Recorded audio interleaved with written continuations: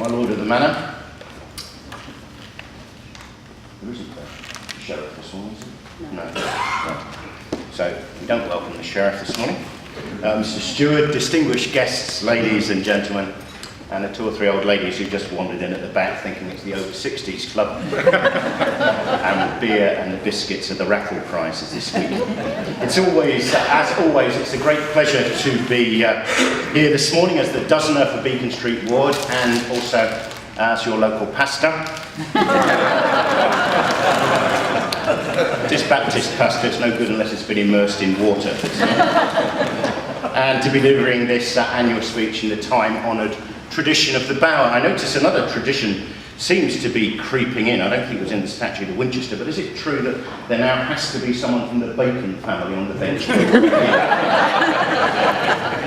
As I said last year, you may remember, that's where your council tax goes, getting those robes up and down.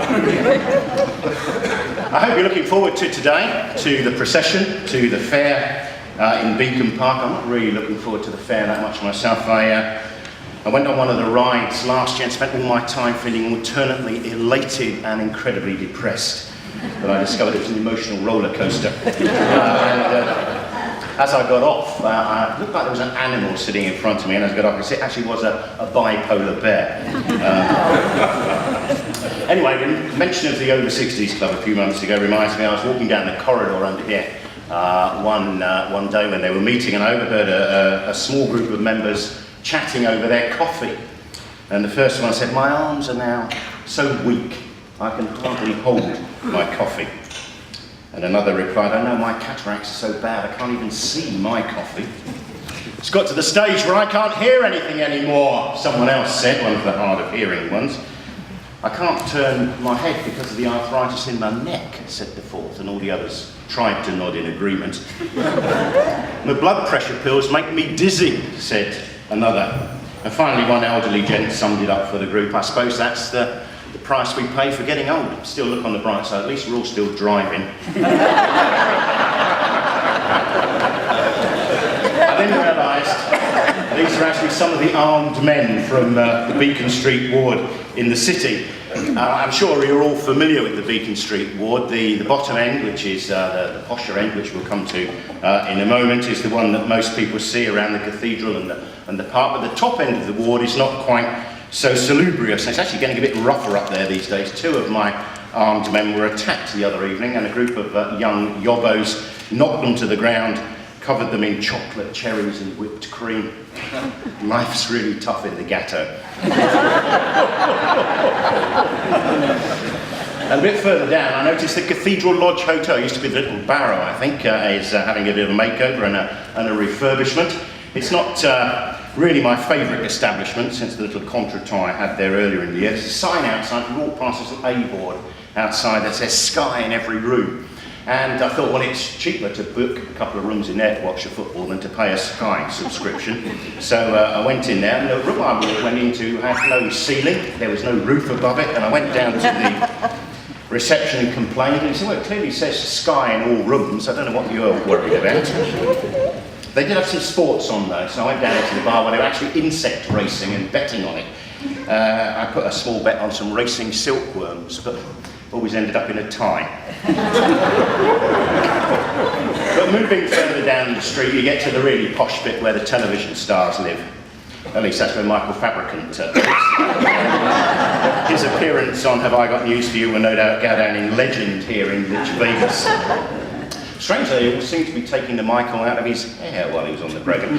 I was intrigued by this and thought I might try and get a better look, so I went up to the front of his flat and tried to have a look through his windows one evening, but the Venetian blinds were drawn. Of course, it wasn't for Venetian blinds, it'd be curtains for all of us, really, wouldn't it? But eventually I asked someone at the local hairdressers, pretty well every other shop in Lichfield, certainly the bottom end of Beacon Street Ward is a hairdressers these days. Not anyone had noticed looking at you lot this morning. But I asked one of these hairdressers if Michael Fabricant's hair was actually real, and he told me it was. He'd seen it really close up. He trims it every month when Michael sends it down to him. And of course, a little further down from there, we have Beacon Park, the scene of the recent visit by Her Royal Highness the Princess Royal. I've often wondered if there are any non-royal princesses, but anyway, she'd come to have a good look at the excellent work that's been done smartening up the park, which is now even more of a delight to walk through, and to unveil that newly cleaned statue of her regal forebear, Edward VII. I did say last year, didn't I, that cleaning up Clapton Smith's statue was only the tip of the iceberg, and obviously and my men were privileged to provide the guard of honour. So we walked around the park with the Princess Royal, looking at other parts, including the little community garden compound. I say little, it seems to be getting smaller all the time. I just wonder if maybe the district council's losing the plot a bit. Anyway, cuts in public spending, as you'll see this morning. 2 armed men, only 1 mace bearer, hardly any dozeners, no chef. What is Lichfield coming to? That's your subject for letters to the Mercury next week. Because of public spending cuts, my speech is a little shorter this year than I usually prepare, for which you're no doubt very grateful. So you can get to the can. Not even any beer, is there? Yes. So you can get to the cans of Boddingtons and the instant coffee and the top chocolate digest biscuits a little quicker. I'm sure you've heard of the chocolate digest biscuits, have you?